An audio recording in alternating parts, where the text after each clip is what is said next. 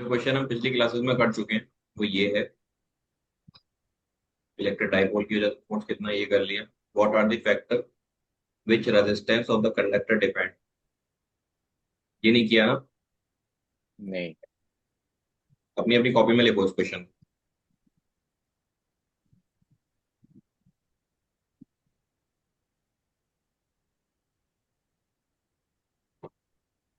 Sir notes में।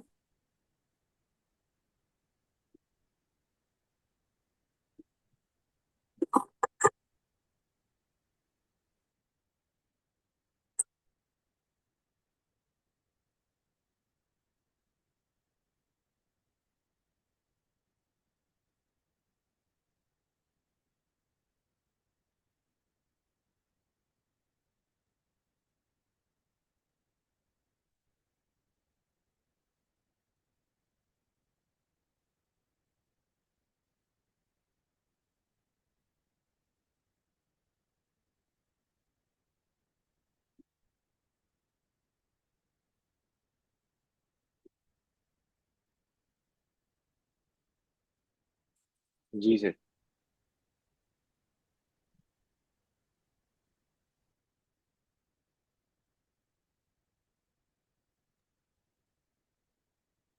देखिए, इस सवाल में अगर आप क्लास 10 का भी कॉन्सेप्ट याद रखोगे ना, तो आप चीजों को लिख पाओगे। बिल्कुल, बैठे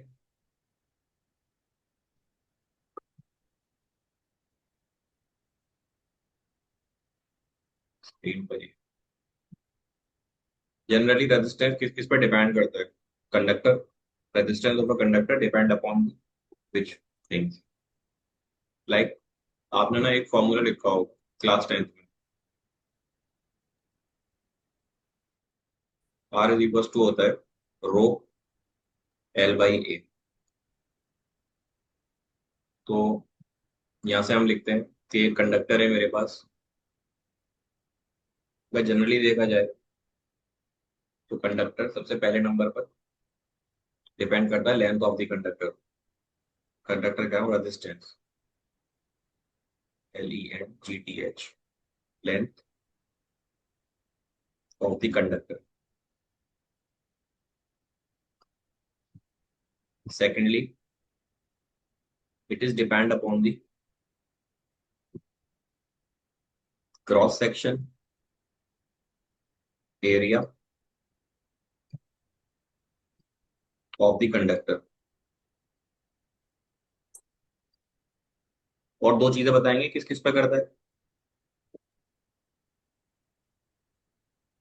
और सर टेम्परेचर। और मीडियम। ये लिखा हुआ है।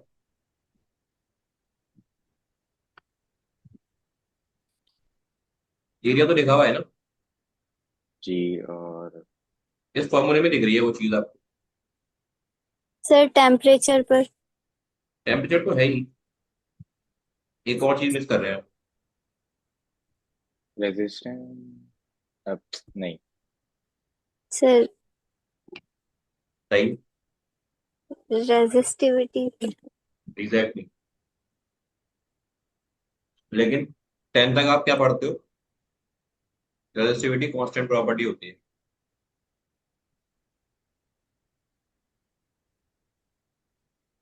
रेजिस्टिविटी, ठीक है। रेजिस्टिविटी करके नहीं लिखते, आप लिखते हो यहाँ पर nature of the material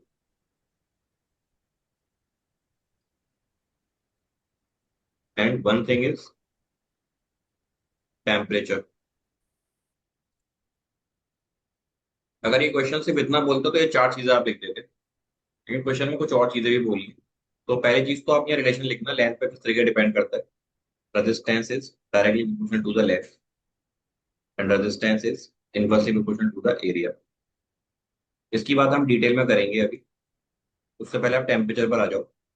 temperature पर जो डिपेंड करता है रेजिस्टेंस, वो होता है आर नॉट 1 प्लस अल्फा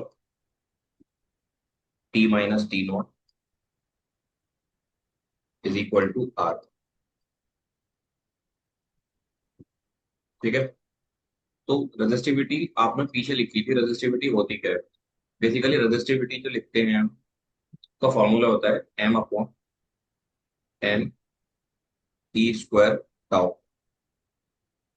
तो जैसे जैसे आप यहाँ पर रिलैक्सेशन टाइम की बात करो, रिलैक्सेशन टाइम के साथ क्या होता है कि इसकी वैल्यू, आप अगर इसको डिक्रीज करना चाहते हो तो उसके लिए आपको ड्रिफ्ट वेलोसिटी की वैल्यू, ड्रिफ्ट वेलोसिटी की वैल्यू को बढ़ाना पड़ेगा। भाई अगर आपको 5 किलोमीटर जाना है और अपना टाइम कम लगाना चाहते हो तो आपको अपनी स्पीड बढ़ानी पड़ेगी, ताकि आप कम टाइम में पहुंच जी। पाओ, डिस्टेंस तो चेंज नहीं होगी। तो ड्रिफ्ट वेलोसिटी बढ़ाने के साथ साथ आपकी रिलैक्सेशन टाइम कम हो जाती है। रिलैक्सेशन टाइम कम होने के साथ साथ ही आपकी जो रजिस्टिविटी है, यानी कि रो, ये क्या करेगी, बढ़ जाएगी। वेलोसिटी साथ साथ बढ़ेगी, रिलैक्सेशन टाइम कम हो जाएगा, रजिस्टिविटी बढ़ जाएगी। तो एक आपका ये इस पर डिपेंड करता है। तो ये रिलेशन आप लिख देना है। अब देखो यहाँ पर मास चेंज नहीं होता, नंबर ऑफ इलेक्ट्रॉन चेंज हो जाते हैं कई बार। तो एक, और दूसरे नंबर पर आपका अलग से आएगा कि जो आपकी रेजिस्टिविटी है वो डायरेक्टली प्रोपोर्शनल होती है रेजिस्टेंस के, और ये प्रोपोर्शनल होगा सीधे सीधे 1/n। यानी आपकी नंबर ऑफ इलेक्ट्रॉन्स की वैल्यू अगर बढ़ेगी तो आपकी जो रेजिस्टिविटी है वो कम हो जाएगी। ठीक है, इसको नोट कर लीजिए आपको।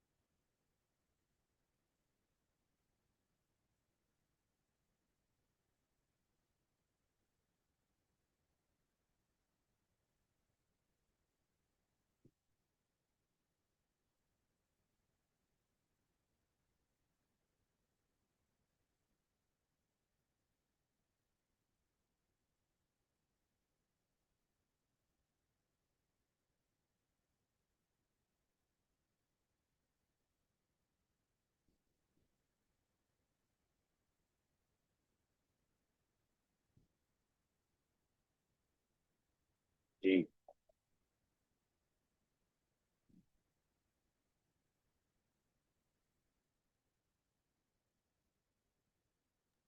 लिखा?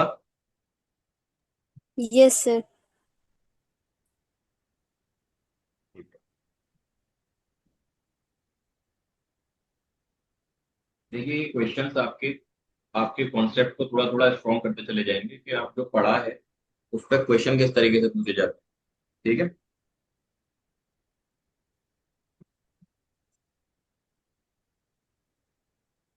आप आ जाइए यहाँ पर क्वेश्चन नंबर 4। इसके बारे में मुझे रेहान बताएंगे। रेहान बताइए क्या कह रहा है सवाल।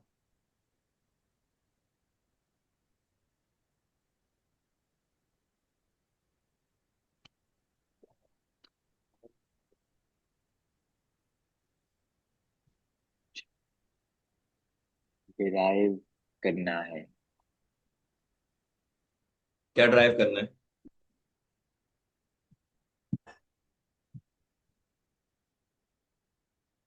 हेलो, अस्सलाम वालेकुम। बढ़िया बढ़िया आमिर, मैं अभी पढ़ा रहा था, ठीक है, पढ़ा के फ्री होकर कॉल करो।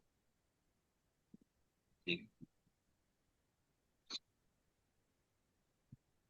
जी। क्या कह रहा है सवाल बताएंगे? एक चीज तो कंफर्म है कि this question is about the Gauss theorem, derive an expression for the electric field intensity at a point near a thin infinite plane sheet of charge. क्या ये किया है हमने पहले? इनफाइनाइट थिन प्लेन ऐसे शीट ऑफ करके charge. जी। Thin plane sheet किया आपको है। लेनी है। किया है ना? इसको हमने पिछली क्लासेस, जी। और गॉसियन सिलेंडर लेना, मतलब गॉसियन सरफेस लेना पड़ेगा। जी, ऐसे करके हमने सिलेंडर लिया था एक गॉसियन सरफेस प्रोवाइड करने के लिए। कुछ कुछ याद है आपको? याद है सर, आता है।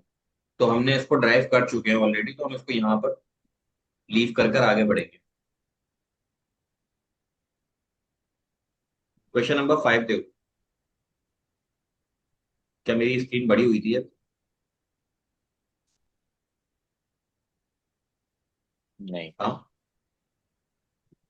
नो। नहीं हुई?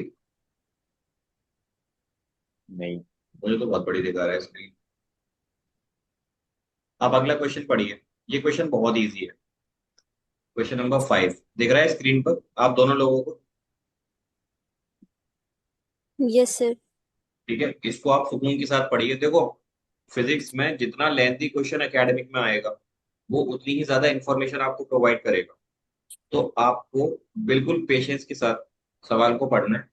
सवाल क्या कह रहा है इसको समझना है। जब आप समझ लोगे तो आप इजीली उसका आंसर कर पाओगे।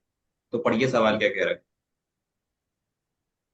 To insulated charge metallic sphere A and B have their center separated by a distance 50 centimeter in air. Calculate the force of electrostatic repulsion between them if charge on each is इतने coulomb. यहां पर एक सवाल खत्म हो गया। ठीक है, जब जी। सवाल खत्म तो सवाल के जो डेटा है पहले आप उसको लिख लो। एयर की बात कर रहे हैं जी। दूसरे नंबर पर दो स्पेयर है, उन स्पेयर्स को बना लो आप।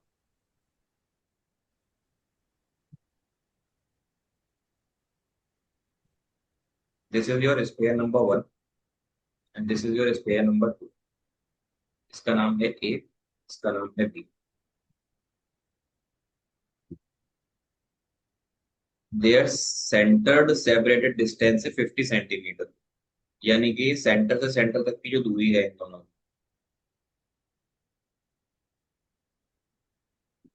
वो कितनी दे रखी है आपको? वो दे रखी है 50 सेंटीमीटर। 50 सेंटीमीटर। आप चाहें तो आर लिख लीजिएगा साइड से, 0.5 मीटर ऐसे लिख लेना। Next, calculate the force of electrostatic repulsion between them if the charges are 5 × 10⁻⁻² coulomb. मान लो यहाँ पर चार्ज है Q1 और यहाँ पर चार्ज है Q2, और ये दोनों चार्ज आपको बराबर दे रखे हैं। तो आपने लिखिएगा Q1 is equal to Q2, और इसकी वैल्यू कितनी है आपके पास? 5 फाइव इंटू इंटू 10⁻⁻² कूलम। यही है। जी। आगे देखिए, the radii of A and B are negligible. इनकी ए और बी की जो रेडियस है आप नेग्लिजिबल मान लीजिए इसके कंपैरिजन में, तो हम सेंटर डिस्टेंस लेते हैं। कहने का मतलब ये है कि यहां से यहां तक की दूरी लो, इसकी सरफेस से सरफेस तक की, या सेंटर की बात करो, उसको नेग्लिजिबल मान लो। Then what is the force of repulsion if these two spheres are placed in water. तो ये सवाल ना, आपने चीजें पढ़ी है, डेरिवेशन किया होगा। मैंने आपको एक डेरिवेशन कूलम लॉ में बताया होगा कि कूलम लॉ में जो फोर्स निकालने का तरीका होता है वो क्या होता है? वो होता है ए आपका Q1 Q2/r²। 1/4 pi epsilon into Q1 Q2/r²। ये जो फॉर्मूला मैंने आपको लिखा है ना, this formula is for air. अगर आपको याद हो तो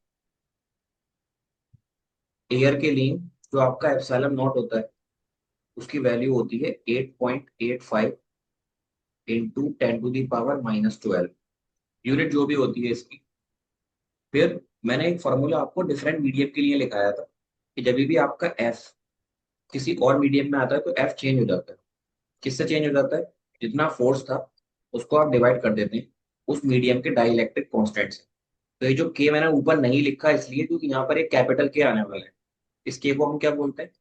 इसको बोला जाता है डाई इलेक्ट्रिक कांस्टेंट। कुछ ऐसा पढ़ाया था मैंने या नहीं? यस सर, पढ़ाया था। आपको पढ़ाया था रेहान? सर मुझे याद नहीं है। मैंने बताया था। अब अगर नहीं बताया तो आप यहाँ समझिए, अभी आप इन दोनों को मानिए एयर के अंदर, ठीक है। तो एयर के अंदर मानकर अगर आप सॉल्व करोगे तो फॉर्मूला क्या लिखोगे, ये वाला। तो this formula is for air. और अगर इसको आपको सॉल्व करना है तो फॉर्मूला हो जाएगा 1/4 पाई एप्सिलॉन नॉट के।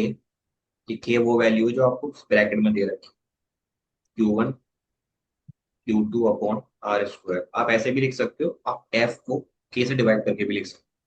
तो हमारा सबसे पहला एम होगा एफ निकालना। यहाँ एफ निकालते हैं। एयर की बात कर लीजिए सबसे पहले। एयर में फोर्स कितना है इन दोनों चार्जेस पे लगेगा।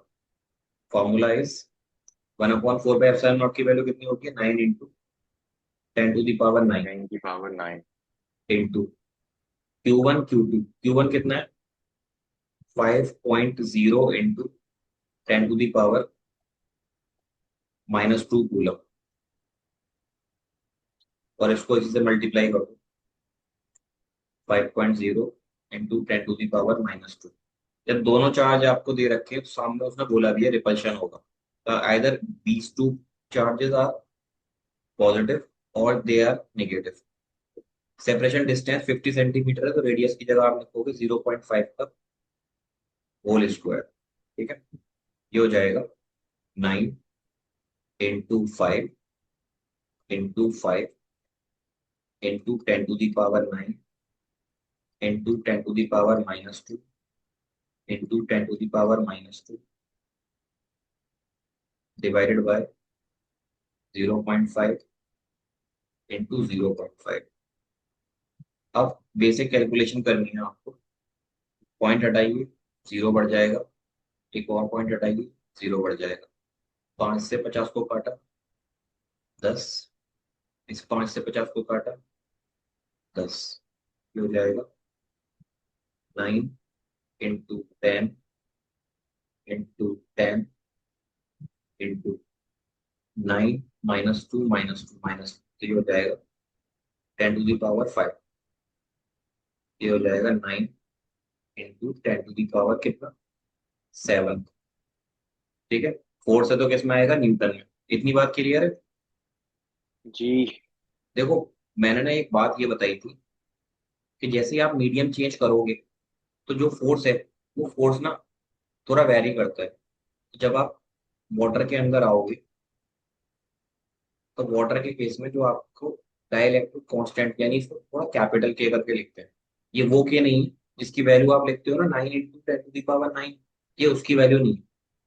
बच्चे बहुत सारे इस सवाल में यहीं पर कंफ्यूज हो जाते हैं कि उसने ब्रैकेट में के की वैल्यू दे रखी है कि के की वैल्यू ये नहीं, आपको 81 लेनी है। तो पूरा सवाल गलत हो जाएगा कि ये अलग है, ये सर ये सर डाइलेक्ट्रिक ये कांस्टेंट। देंगे ना इसकी क्या, वैल्यू के की? ये वैल्यू एग्जाम में देगा। अगर आएगा? अगर अगर एग्जाम में बोलेगा तो उसको बोलेगा डाइलेक्ट्रिक कांस्टेंट है, वो ऐसे करके बोलेगा, यानी ये कैपिटल के है। और फॉर्मूले में जो लगेगी वो यही वैल्यू होगी और यही लगेगी हर बार। अब आप वाटर के लिए निकाल रहे हो तो आप फोर्स चेंज हो जाएगा। फोर्स का देखो, एक तो सिंपल फॉर्मूला है आपका कि आप इसको ऐसे कैलकुलेट कर लो, पुराना फोर्स डिवाइडेड बाई के। तो ये हो जाएगा F dash is equals to, force की वैल्यू कितनी आई थी, 9 × 10⁻, कितनी थी पीछे, -4 5 5 7 थी। तो ये 9 × 10⁻⁷ आ रही थी वैल्यू। उसको डिवाइड कर दो आप 81 से। तो 9 से 81 कटेगा 9 टाइम्स, एंड 1/9 कितना होता है,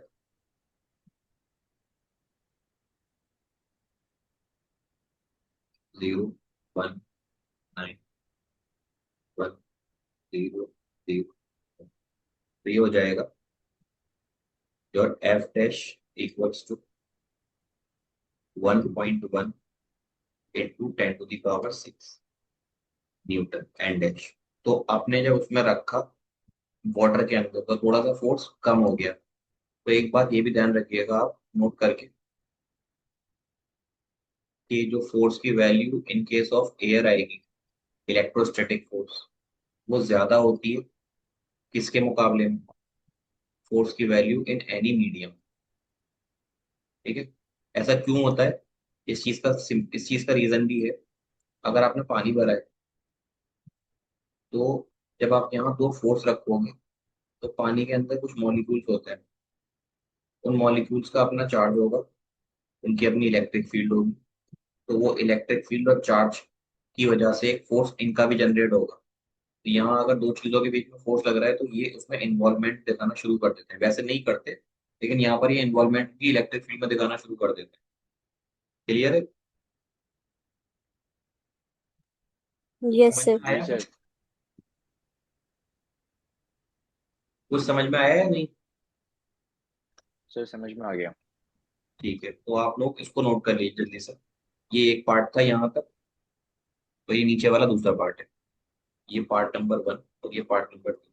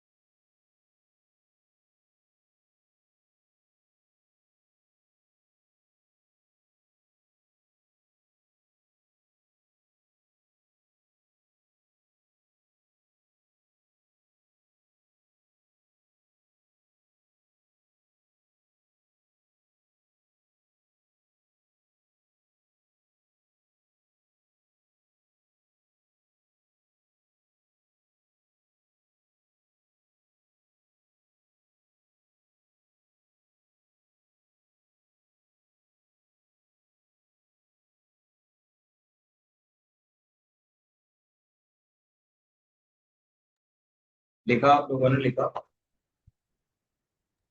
यस सर, लिख लिया। लिखा रेहान?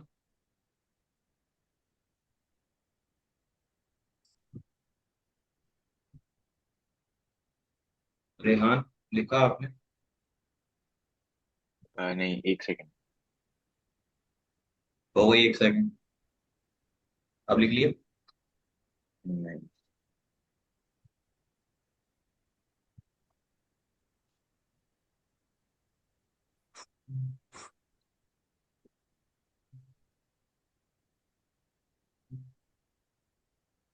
जी। ठीक है। अब मैं इसी क्वेश्चन को, और क्या कर सकता है क्वेश्चन में, आपकी स्क्रीन पर दिख रहा है आप? जी। क्या लिखा हुआ है?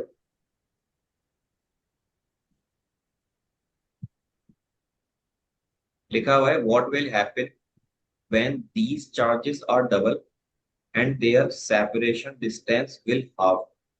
तो क्या होगा इसके साथ? ये आप लोग मुझे आंसर निकाल के बताइए, ठीक है, कि क्या होने वाला है इसके साथ। निकाल लेंगे या मैं हेल्प करूं? सर। सर, सर, एयर के लिए। तो क्या? मीडियम। मीडियम? एयर के लिए या वाटर? एयर के लिए निकालो, एयर के लिए। देखो, चार्ज डबल कर दिया और सेपरेशन डिस्टेंस हाफ कर दिया। यहाँ साइड में लिख दीजिएगा for air.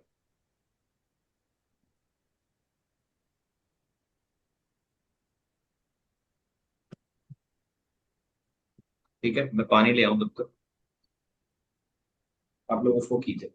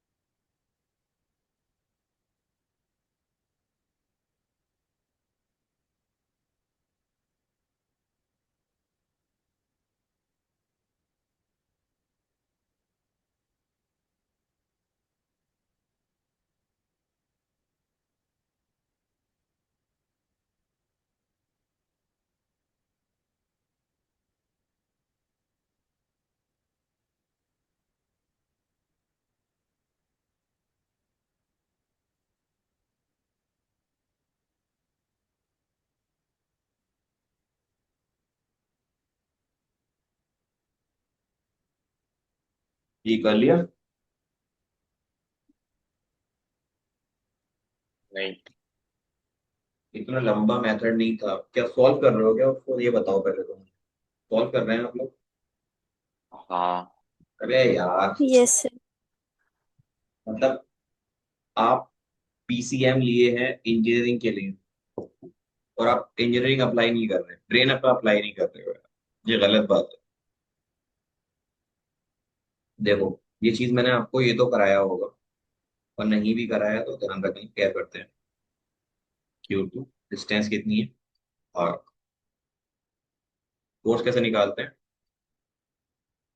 K Q1 Q2 by R²।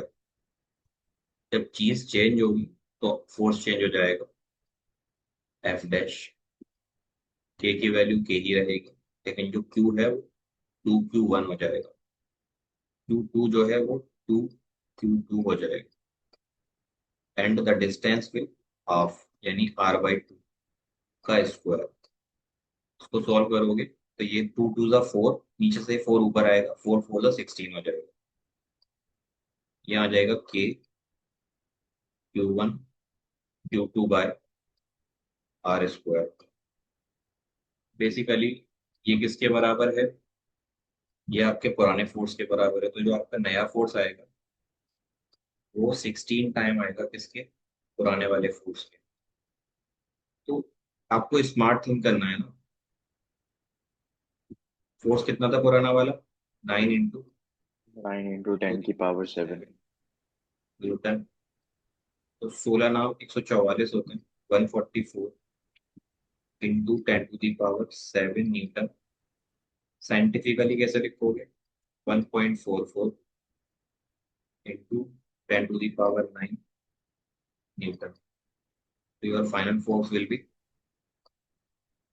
1.44 into 10⁻⁹ Newton. ठीक है, ऐसे नहीं सर किया। Yes sir. मैंने सॉल्व करके भी यही मिला।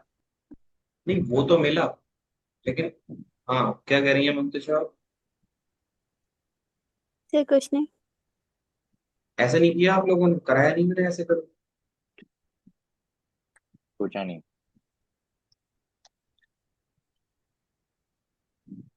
ऐसे निकालने से पता है क्या फायदा होगा? वो एयर के लिए पूछे, वाटर के लिए पूछे, मिल्क के लिए पूछे, डायमंड के लिए पूछे, what ever be the medium, you will find the value of new force easily. Understand? Yes sir.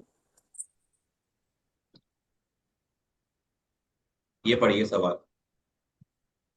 ये चैप्टर नंबर 2 का क्वेश्चन है।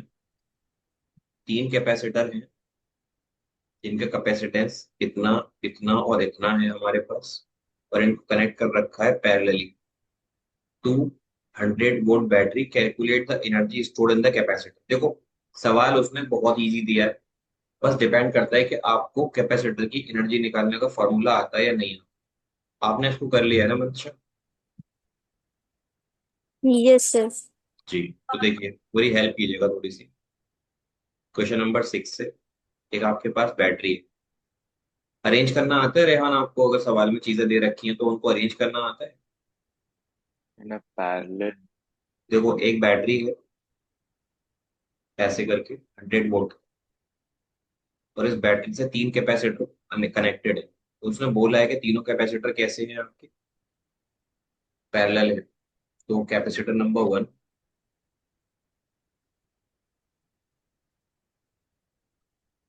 This is your capacitor number 2, and this is your capacitor number 3।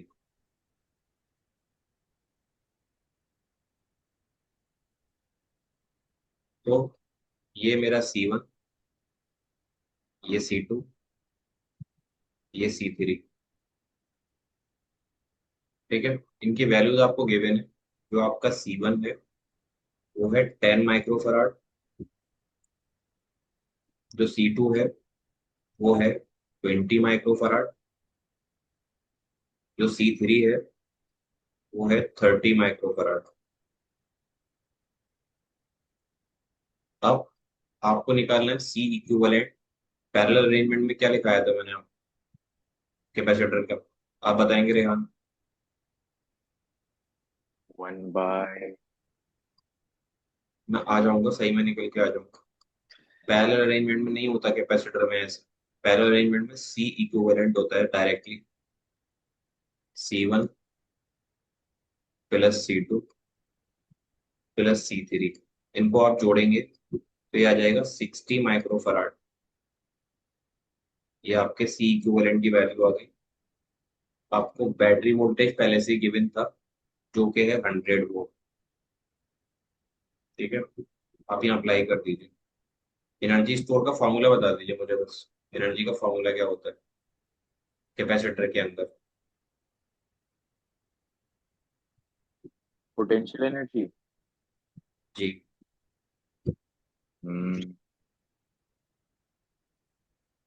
You energy by. Stored in the capacitor. Chapter number 2 भी revise नहीं किया? से किया हूँ, मतलब मैं अब आज वही कर रहा था। आप बताइए मंशा, energy stored in the capacitor क्या है? Sir half CV square. हाँ, V स्क्वायर होता है। तो ये हो जाएगा 1/2। C की जगह C इक्विवेलेंट रखना है आपको, और V की जगह V की वैल्यू भी रखनी है। ये हो जाएगा हमारा हाफ। इसकी जगह आप रखिए 60 माइक्रोफराड इंटू 100 का स्क्वायर। इससे इसको काटिए 60 और 30, तो आ जाएगा ये 30 इंटू 10⁻⁻⁶, और ये हो जाएगा 10⁻3 4, यानी कि पावर 4। तो आंसर आएगा आपका 30 इंटू 10⁻⁻⁶ टू 10⁻⁴, 30 इंटू 10⁻⁻², यानी कि आप इसको 0.3 भी लिख सकते हो। ठीक है, जी।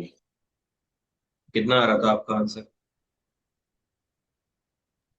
सर यही आ रहा था, जी। 0.3 जूल। हम्म, ठीक है ना, क्लियर है यहाँ तक? अब दूसरी यस सर। मीटिंग, अब आप लोग दूसरी मीटिंग ज्वाइन कीजिएगा। ठीक है, ये मीटिंग ओवर होने वाली है। यहाँ वाले क्वेश्चन